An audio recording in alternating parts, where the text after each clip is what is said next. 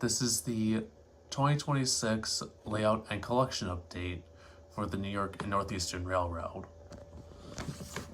So, starting on the scenery, the station, which is the main station on the layout, not really any different. There's just a few new figures like those Lego figures, and that's really it. Pretty much the same as it has been for the past year or so. And then out here we have a little parking lot with two vehicles outside, as well as two people. Then there's a street lamp that illuminates everything in this area, along with the signal gantry, which has an LED light underneath it.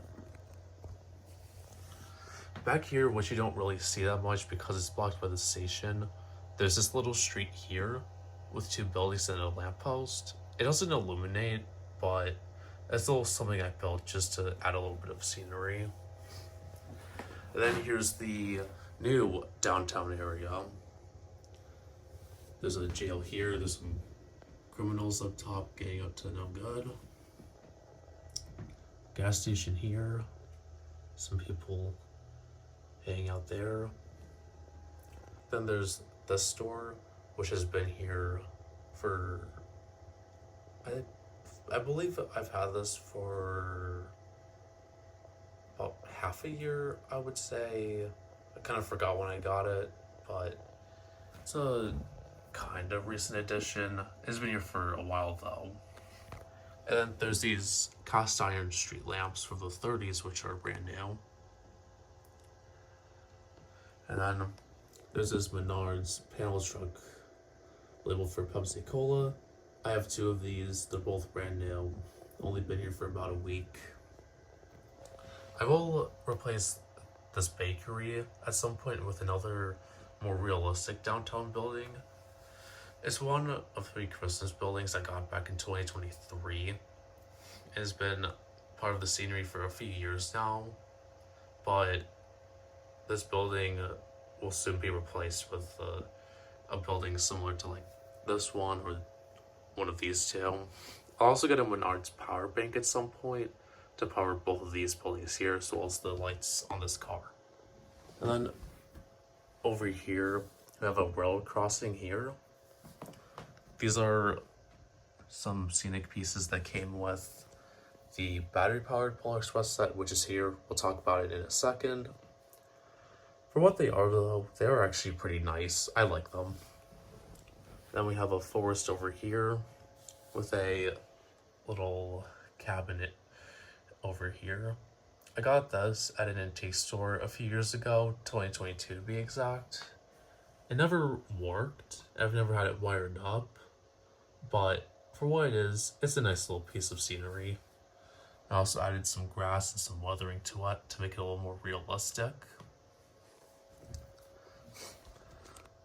Then we have this little camp scene. It's a little scrambled, but it's a nice little piece of scenery. You have a caribou there. And then over here is another road crossing. This is a Lionel, what are these? It's called frick. Like a gate. I don't know how I forgot the terminology of this frickin' piece. Then we have a little yield sign and a road barrier there just going off to the side. And then this is a Mark's World Crossing. I believe I got this with the lot for the Mark's 666, which is a full set. Got that in 2022. And then over here is the Lego Winter Village station, which has been here for close to a year. In a few months it'll be a full year. I just don't know exactly when I got this. I don't remember off the top of my head, so I'm kind of approximating when I got it. And here's another one of those street lamps. Unfortunately, it's unpowered. It does work, I just haven't wired it up yet. I'm thinking I might work some kind of transformer for accessories, or power bank, something like that, into this area to light this side of the layout up. And then there's the second Pepsi Cola panel truck. And then over here, next to the air purifier, we have a Christmas house. I probably will swap this with a normal house at some point, but for now, I've had this since about May last year, I believe. It's pretty nice for what it is. I like it. And then we have an old grandma outside with her grandkids. There's the dog there with the grandson. And then we have this car here. I forgot exactly what it was, but it's a 1956 model here. I believe it may have been like a Chrysler or something. I don't remember off the top of my head. And then here we have the rail yard area. We'll get to the rest of that in a second. But starting here, these are the two end pieces of a Trackmaster Tidmus sheds, hit toy company era, so like 2006 approximately. And then we have these three skater figures here. Some barrels, one of them is off center, so I'll have to fix that at some point. And then a car that belongs to one of the railroad staff that just sits there. Then we have this building that used to be part of the downtown, but I've since moved it since Christmas whenever I got the gas station and the jail. Some more figures there.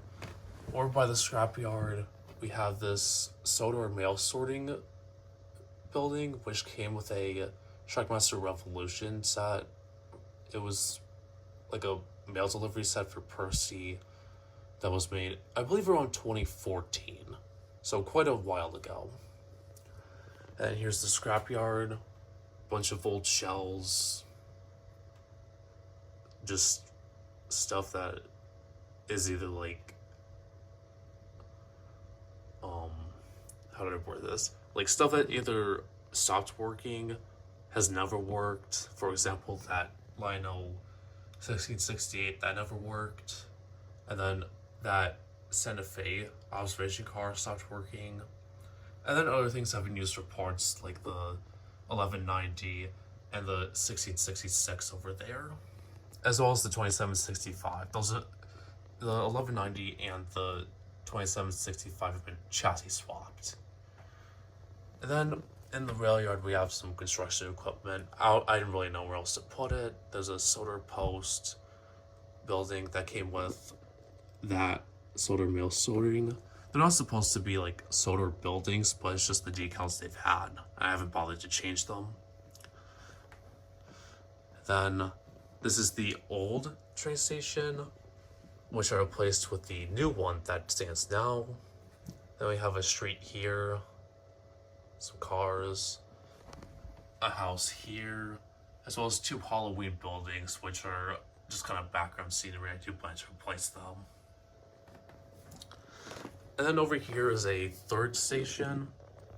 This uses an old Ives pre-war station from 1930, as well as a new-ish station platform from Lionel, which I bought back in 2022.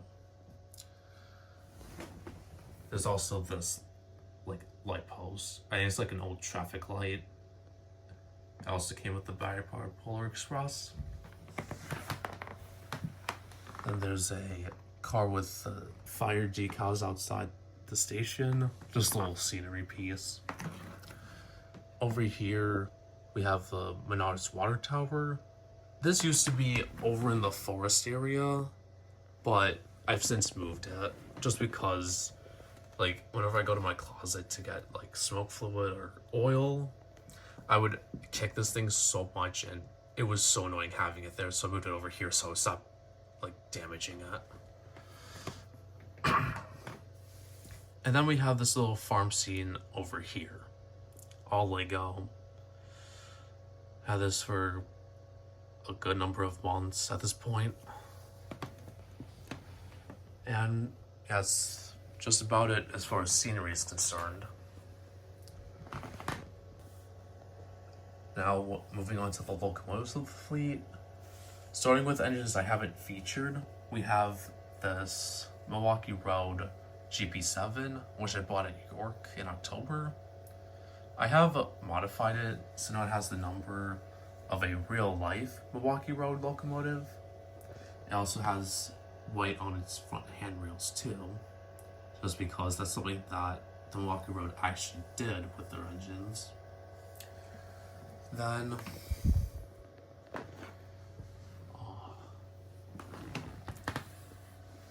over here we have two pre-war locomotives, well, sets in particular. This is an Ives Yankee Clipper. It's from 1930. I haven't featured it yet, but it does run. It runs like it's brand new, but it's just because of its age, I haven't really given it that much track time. And then we have a 1924 Dorfin number 200.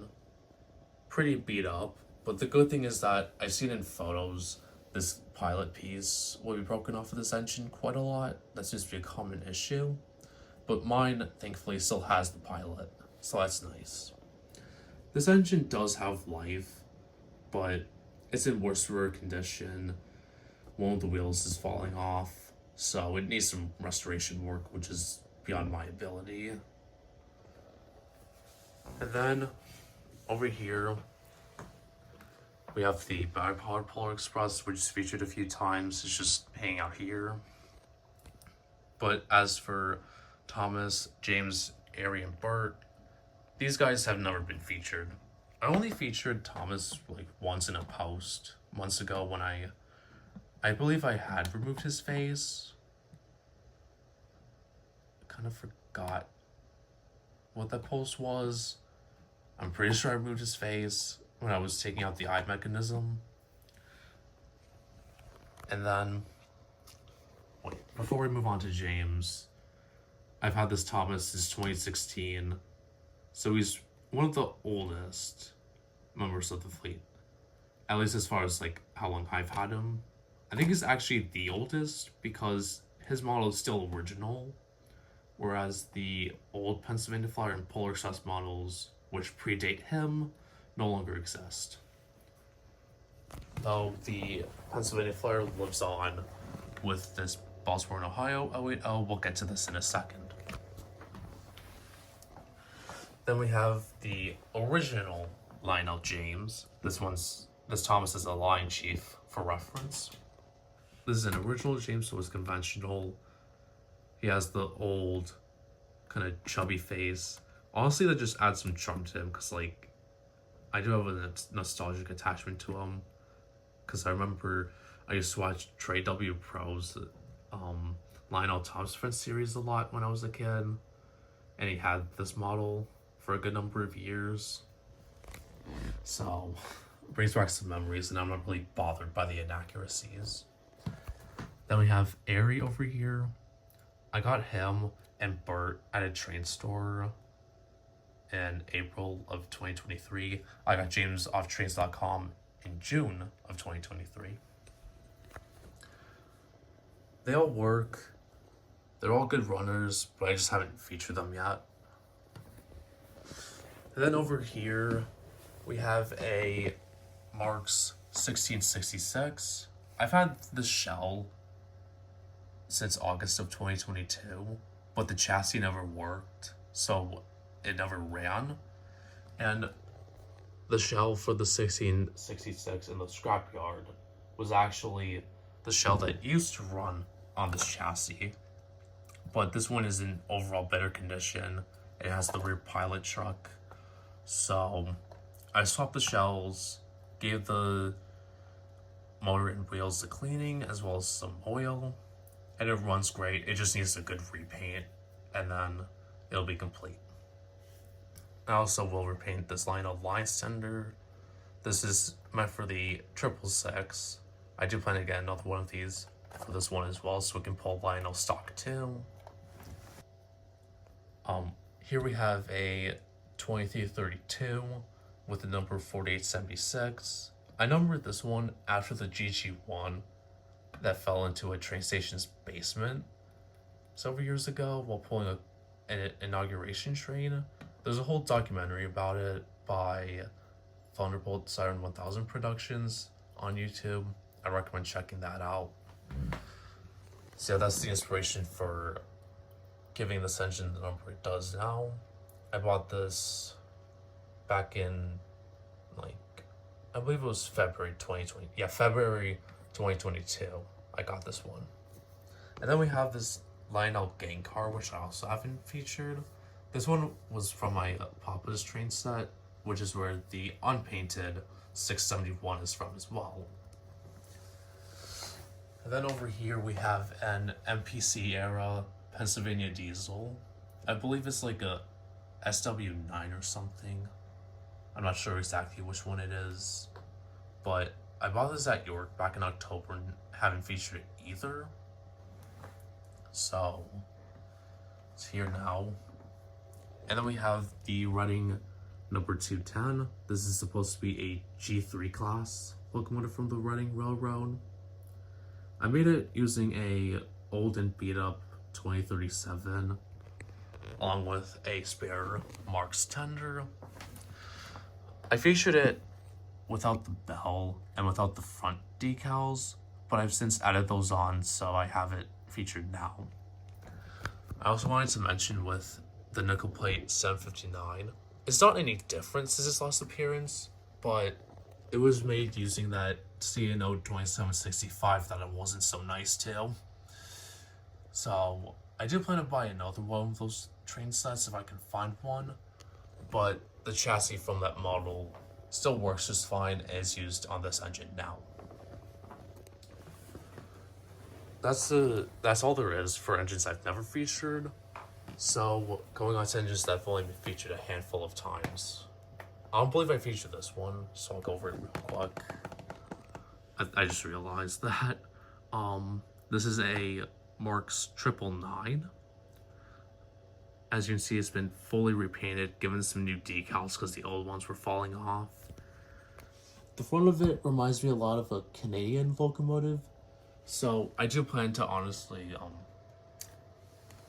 redo the decals over here because it says Canadian National, but this looks more like the Canadian Pacific decal with like road names, so I want to redo this at some point, but it's a Canadian version of the 999. This was also made using a Marks 10 tender, which was New York Central originally. It came from that old A98. And then another engine that only featured a handful of times, only once actually, this Marks Commodore Vanderbilt, is using the tender from the 1668, which I do plan to repaint in a gloss black. And I'm using this tender because I like the style of coupler, and I have 3 passenger cars that proportion nicely with both these pieces as well. And the proportions of the Marks tender didn't really line up well with this model, so this one looks a lot better in my opinion. And then here we have the Dreyfuss Hudson, which I haven't featured in months because it's a really crappy engine, like the sound system's going on it. I mean, it already went basically. I do plan to upgrade it to Pro Sound 3 at some point, though I don't really have the skills to do that myself, so I'll have to find someone else who can do that for me. And then here we have a Lionel 1645, which my girlfriend got me for my birthday. I gave it these front decals, repainted the handrails to make them black, added the gold on the builder's plate.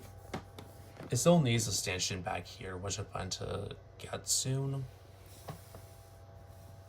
And I also added a 1645 decal to the back of the tender. It's a really nice piece and I love this engine. And then over here is the Baltimore and Ohio 1706.